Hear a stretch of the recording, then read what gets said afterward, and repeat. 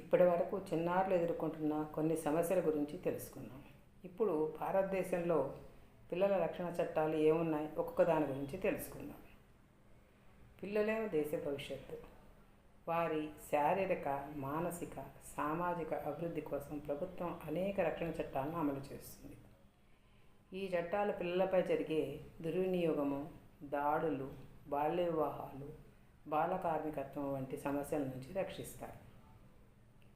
ఈ వీడియోలో ముందుగా POCSO act 2012, protection of children from sexual offences act 2012 గురించి తెలుసుకుందాం. ఈ చట్టం యొక్క ముఖ్య ఉద్దేశం ఏమిటి? పిల్లలపై జరిగే లైంగిక దుర్వినియోగము, లైంగిక వేధింపులు, అత్యాచారాల నుండి రక్షించడానికి ఏర్పడింది. దీనికి 2019లో సవరణ జరిగింది. లైంగిక దాడులకు పాల్పడిన వారికి మరణదండన వరకు శిక్షను పెంచారు.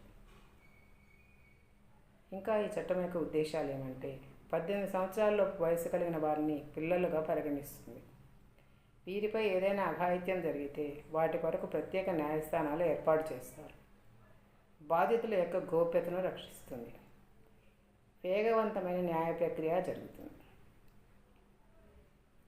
నేరాల వర్గీకరణ ఎలా చేశారంటే, శారీరకంగా వేధించడము, లైంగిక వేధింపులు, అశ్లీల చిత్రాలకు పిల్లలను ఉపయోగించడము మొదలైనవిగా వర్గీకరణ జరిగింది.